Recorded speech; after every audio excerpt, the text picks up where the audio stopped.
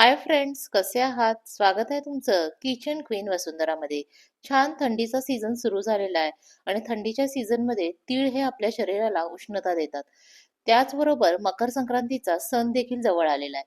तर मकर संक्रांतीला आपण तिळापासून बनवलेले, गुळापासून बनवलेले पदार्थ हे बनवतच असतो. तर असाच तीळ आणि साखर यापासून बनवलेला एक पदार्थ आपण पाहणार आहोत. हा पदार्थ बनवण्यासाठी आपल्याला स्किल पाहिजे, कौशल्य पाहिजे, पण आपल्याला वेळ खूप कमी लागणार आहे. एकदा जर तुमचा हात बसला तर तुम्हाला हा पदार्थ पुन्हा पुन्हा करावा असा वाटणार आहे. तर असाच मकर संक्रांतीसाठी स्पेशल असणारा, थंडीचा स्पेशल असणारा एक पदार्थ पाहणार आहोत. तो म्हणजे आपण तीळपापडी. तर अशी ही राजस्थान स्पेशल अगदी पापडासारखी पातळ असणारी आणि 5च मिनिटात बनणारी तीळपापडी कशी बनवायची हे जाणून घेण्यासाठी व्हिडिओ आहे तो शेवटपर्यंत पहा आणि चॅनलवर नवीन असाल तर चॅनलला सबस्क्राईब करा. त्याचबरोबर शेजारच्या बेल आयकॉनवर क्लिक करायला देखील विसरू नका, जेणेकरून इथून पुढच्या सगळ्या रेसिपीचे नोटिफिकेशन तुम्हाला मिळून जातील. तर आता आपण प्रत्यक्ष कृतीला सुरुवात करूयात. तिळपापडी बनवण्यासाठी सुरुवातीला आपल्याला या ठिकाणी एक जाडबुडाचा पॅन किंवा जाडबुडाची कढई घेतली तरी देखील चालेल. या ठिकाणी मी 1 वाटी होईल इतके तीळ घेतलेले आहेत. तीळ जे आहेत ते तुम्ही कोणत्याही प्रकारचे घेऊ शकता. तुम्हाला जर तीळपापडी अतिशय पांढरी अशी हवी असेल तर पॉलिशचे जे तीळ मिळतात ते वापरले तरी देखील चालेल. आता हे जे तीळ आहेत ते आपल्याला थोडेसे भाजून घ्यायचे आहेत. तीळ जे आहेत ते भाजून घेतल्यामुळं आपल्या तीळपापडीचा स्वाद जो आहे तो आणखी वाढणार आहे. आपल्याला मंद आचेवर तीळ उडायला लागेपर्यंत छान असे भाजून घ्यायचे आहेत. तीळ आपल्याला कंटिन्युअसली हलवत राहायचे आहेत, नाहीतर तीळ उडतील. त्याचबरोबर त्याचा कलर देखील खूप लालसर असा होईल. 3 ते 4 मिनिटांमध्ये तीळ जे आहेत ते छान असे उडायला लागेपर्यंत भाजून झालेले आहेत. आता हे तीळ जे आहेत ते मी एका प्लेटमध्ये काढून घेणार आहे आणि ते आपल्याला पूर्णपणे थंड होऊ द्यायचे आहेत. यानंतर मी या ठिकाणी थोडंसं तूप घेतलेलं आहे. हे तूप जे आहे ते मी किचन कट्ट्यावर थोडंसं स्प्रेड करून घेणार आहे. त्याचबरोबर त्यातलं थोडंसं तूप जे आहे ते लाटण्याला देखील सगळीकडे लावून घेतलेलं आहे. मी ही जी तीळपापडी लाटणार आहे ती किचन कट्ट्यावर ॲज इट इज लाटणार आहे. तुम्हाला जर पोळपाटावर ती लाटायची असेल तर तुम्ही पोळपाटाला थोडंसं तूप, त्याचबरोबर लाटण्याला थोडंसं तूप लावायचं आहे. असं केल्यामुळं आपली जी काही तीळपापडी आहे ती पोळपाटाला किंवा लाटण्याला चिकटणार नाही. आता आपण तीळपापडी बनवण्यासाठी पॅन जो आहे तो गरम करायला ठेवलेला आहे. यानंतर तीळपापडी आपल्याला मार्केट स्टाईल बनवायची आहे, म्हणून मी थोडेसे पिस्ते जे आहेत ते कट करून घेतलेले आहेत. तीळपापडी बनवण्यासाठी आपल्याला या ठिकाणी साखर लागणार आहे. आपली रेग्युलरची जी काही साखर असणार आहे तीच साखर मी या ठिकाणी घेतलेली आहे. पॅन जो आहे तो छान असा गरम झालेला आहे. आता सुरुवातीला मी या ठिकाणी 3 टेबलस्पून होईल इतकी साखर या पॅन मध्ये ऍड करून घेतलेली आहे. गॅसची फ्लेम जी आहे ती मीडियम ठेवलेली आहे आणि आता आपल्याला ही साखर जी आहे ती पूर्णपणे मेल्ट होऊ द्यायची आहे. ही साखर आपल्याला कंटिन्युअसली अशी हलवत राहायची आहे. थोडीशी साखर मेल्ट झाल्यानंतर मी गॅसची फ्लेम जी आहे ती कमी केलेली आहे. त्यानंतर आपल्याला साखर टोटली मेल्ट होऊ द्यायची आहे. साखर आपल्याला मेल्ट करताना आपण ज्यावेळी चमच्याने त्याला हलवत असू तर त्यावेळेला बऱ्याच वेळेला साखरेचे कण जे आहेत ते त्या चमच्याला चिटकून बसण्याची शक्यता असते. तर अशा वेळी काय करायचं बघा, एखाद्या चाकूच्या साहाय्यानं ते खडे जे आहेत ते परत त्या पॅन मध्ये ऍड करायचे, जेणेकरून आपल्या तीळपापडीमध्ये कुठेही साखरेचा खडा, कुठेही साखरेचा कण जो आहे तो राहता कामा नये. पूर्णपणे साखर आपली मेल्ट झालेली असली पाहिजे. आता आपण या ठिकाणी पाहू शकतो साखर जी आहे ती पूर्णपणे वितळली गेलेली आहे. यानंतर आपल्याला भाजून घेतलेले तीळ जे आहेत ते याच्यामध्ये ऍड करायचे आहेत.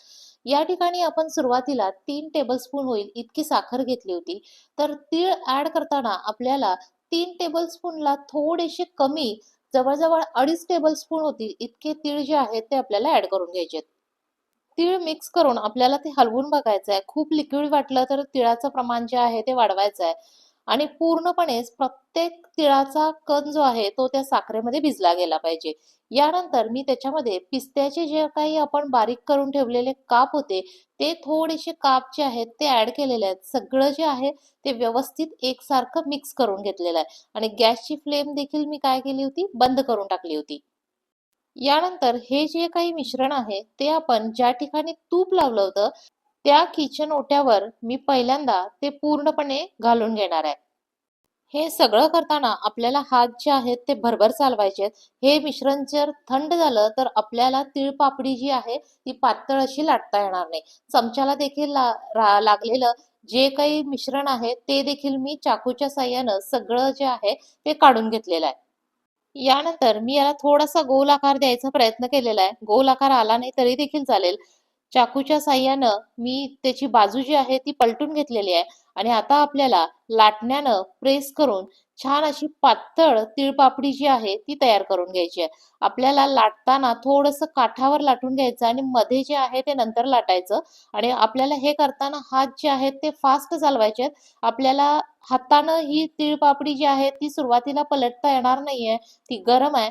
त्यामुळे आपण चाकूचा वापर करून ती जी आहे ती पलटून घेतोय. आणि या ठिकाणी आपला आकार जो आहे तो गोलच यायला पाहिजे असं काही कंडिशन नाही आहे.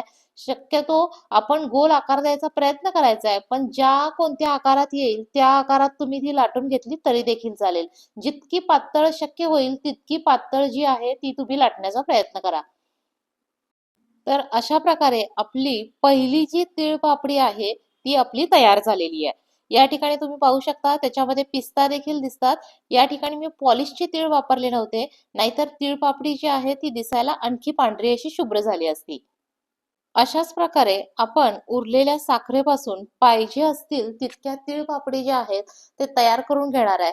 या ठिकाणी आपल्याला तीळपापडी ठेवताना एक खबरदारी घ्यायची आहे की ही तीळपापडी जी आहे ती एकमेकांवर ठेवायची नाहीये आणि ती गार होण्यासाठी आपल्याला थोडासा वेळ द्यायचा आहे. त्याचबरोबर तीळपापडी स्टोअर करताना आपल्याला मध्ये जो आहे बटर पेपर घालायचा आहे आणि त्यावर आपल्याला ती तीळपापडी ठेवायची आहे. म्हणजे सगळ्या तीळपापडी ज्या आहेत ते एकमेकांना चिकटल्या जाणार नाहीत आणि आपण ज्यावेळी त्या काढू तर त्यावेळी आपल्याला ते ॲज इट इज मिळून जातील.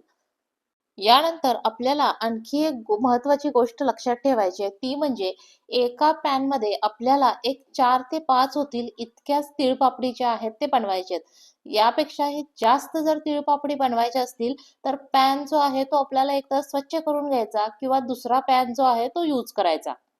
यामागचं कारण जे आहे ते असं, की साखर जी आहे ती मेल्ट होऊन कॅरमलाइज होते. त्यामुळं आपल्या तीळपापडीचा कलर जो आहे तो चेंज होण्याची शक्यता असते. आपल्याला पांढरी शुभ्र अशी तीळपापडी हवी आहे. त्यासाठी आपण काय करतोय, पॅन जो आहे तो चेंज करून घेतोय किंवा स्वच्छ करून घेतोय. ही तीळपापडी बनवताना आपल्याला थोडीशी गडबड अशी करायची आहे आणि आपल्याला हाताला देखील थोडेसे चटके बसण्याची शक्यता आहे. पण आता स्वयंपाक करायचं म्हणजे चटके हे बसणारच. थोडेसे चटके जरी हाताला बसले, तरी ज्यावेळी आपली तीळपापडी जी तयार होणार आहे आणि जी तुम्ही खाऊन बघणार आहे, त्यावेळी मात्र तुम्ही नक्की म्हणणार, की अशी तीळपापडी आपण पुन्हा-पुन्हा बनवायची. मार्केटपेक्षा अगदी रिझनेबल रेटमध्ये आपली तीळपापडी जी आहे ती तयार होणार आहे. यापेक्षा जर तुम्हाला तीळपापडी जी आहे ती मोठी हवी असेल, तर साखरेचं प्रमाण जे आहे ते काय करायचं वाढवायचं. म्हणजे तीळ देखील काय होतील त्याच्यामध्ये एक्स्ट्रा ॲड केले जातील. आणि त्यामुळं त्या तीळपापडीची साईज देखील वाढेल. पाहता पाहता दुसरी तीळपापडी सुद्धा आपली रेडी झालेली आहे. यामध्ये पिस्ता वापरणं हे ऑप्शनल आहे. तुम्हाला जर पाहिजे असेल तर पिस्ता वापरा, नाही वापरला तरी देखील चालेल. तर मग या मकर संक्रांतीला तुम्ही देखील बनवताय ना ही तीळपापडी? मकर संक्रांतीच्या तुम्हाला देखील खूप खूप शुभेच्छा. तर ही होती आपली आजची तीळपापडी बनवण्याची रेसिपी. रेसिपी आवडली असेल तर व्हिडिओला लाईक करा, शेअर करा. चॅनलवर नवीन असाल तर चॅनलला सबस्क्राईब करा. रेसिपी शेवटपर्यंत पाहिल्याबद्दल धन्यवाद. लवकरच भेटूया नवीन रेसिपीसह. तोपर्यंत बाय बाय.